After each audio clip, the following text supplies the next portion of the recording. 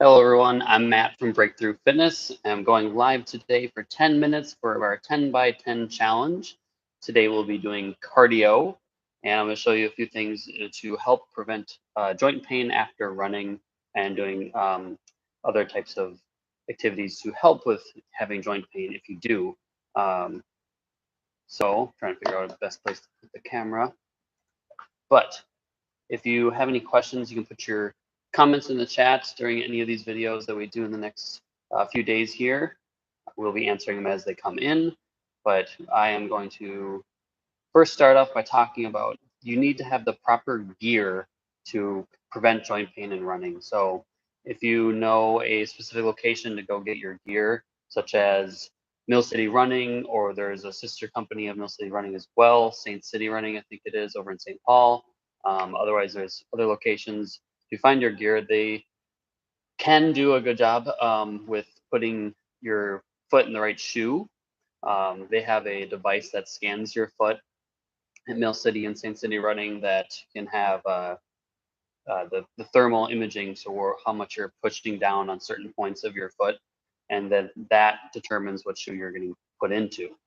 So the ones that I have were from Mill City Running. They are more of a uh, wider toe box, as you can see here. They're a little bit wider at the toe. What that does is helps me like splay my toes out, spread them out as I run rather than having it crammed into one box. So as I run here, the feet or the toes are getting spread out across this whole toe box. I found that to be great for my foot. Now, my foot itself has a really high arch, and so having a little bit of arch support has helped me with that. But having that high arch, I need to have good ankle stability in the shoe because of my foot is very narrow as well. And so I used to run on different shoes, such as like Hoka's. I found those to be fine for walking rather than running itself. These I really enjoyed running in just because of how big it was, like a more of a natural position while I run in. That place Mill City Running does a really good job of finding the right shoe for you. They will actually watch you walk and run on the treadmill. And so today, I'm going to try to set this up where you can see me from the angle while I run on that treadmill. Right there, you just should be able to see my feet in the knee position. So I'm going to start with a slow pace. But so I want you to focus on during this short run here is to notice my feet position as I am running and getting into that pace. My forefoot is touching the ground first rather than my heel. Might get a little loud here, but and soon I'll be putting out videos that are more about endurance coaching or endurance running to show a slow motion run. So this is a little bit fast, but I'm stepping on that forefoot and then my heel's hitting the ground. So the heel's not the first thing hitting the ground. It's just that forefoot. And then that causes you to have that forward lean. What that also does is helps you get another joint in the range of motion versus just having the hip and then the knee and then your heel strikes. So if you have the forefoot touching first, that ankle is in that range of motion and hitting first, so it's causing more shock absorption in your run rather than just hitting it on the heel, going straight up into your knee, then into your hip. So you're adding another piece to that step each time.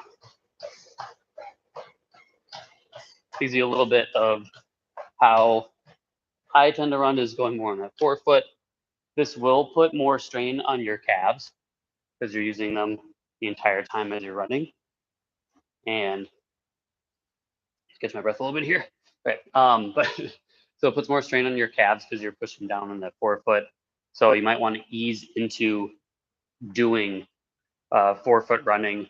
So I would recommend if you can run like 1 to 2 miles straight with your normal form as you're doing now, I would recommend kind of incorporating like 25% of your runs. So that'd be like a half mile, doing 1 to 2 miles, into that 4-foot running style.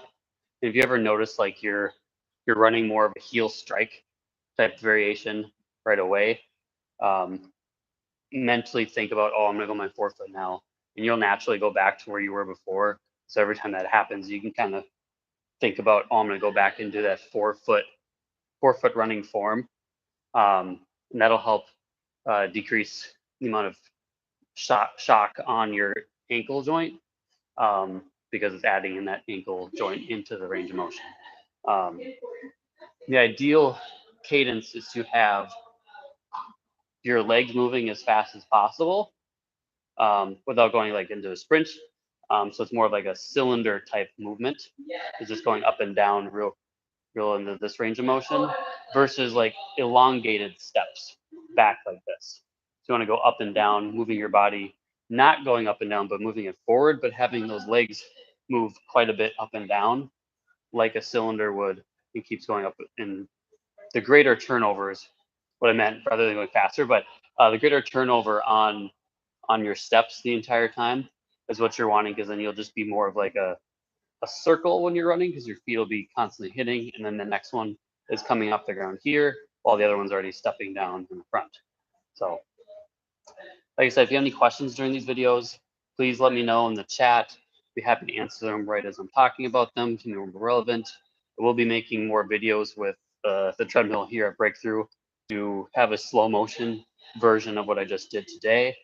And the biggest thing is to just focus on how you're planting your foot during your run, and then what shoes like you have during your run. So if you have an old pair of shoes right now, I would suggest getting a new pair of shoes every 300 miles. And it's hard to track that, but you have like a fitness watch like I do, it does track it. If you put that gear in there every time you have your runs, not everybody is tracking their runs like that. So I can understand that it's a bit of a hassle to do that right away. But as you do it more and more, it gets a little bit easier to track those.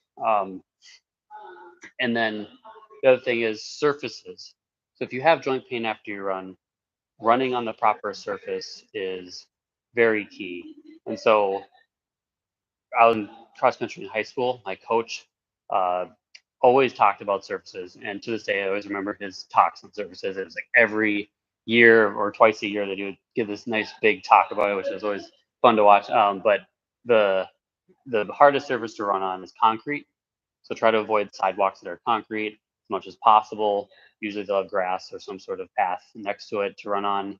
Go on those paths. They're usually a lot softer on your feet. Then the next hardest surface is asphalt. So try not to run on asphalt if you can, but that's better than concrete. And then from there, it really kind of dives into what you have available. But most of the time, there's grass. The best surface to run on is wood chips. They give a little bit of cushion because you have dirt underneath that, as well as a few like inches of wood chips. They compress a bit, allowing your body to go down and back up. If you could run on a track, that's actually harder than wood chips. So if you find a wood chip trail, that'd be something to stick to if you have a lot of joint pain. And then sand is hard to come by. That's going to be very soft, but running in sand will really help you strengthen up your joints, the muscles around your joints, to help prevent future injuries and future joint pain.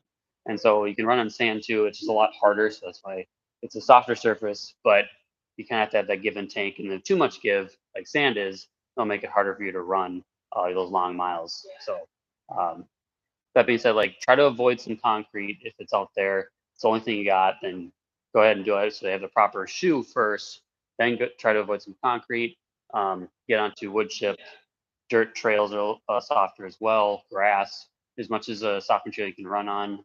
It might seem silly to run on some uneven grass, but that's actually, you're doing a really good job to strengthen your ankle joint while you're getting that uneven surface. It might feel harder. You might get some stiffness after that fact from that uneven surface if you're not used to running on it. But grass and wood chips are a good surface to run on, is most readily available in your area when you run. So that is my 10 minutes today for a 10 by 10 challenge. I will be back in a couple of days to do my second cardio video. But if you like this one, go ahead and hit the like button and subscribe to the channel to get more 10 by 10 challenges. Thank you.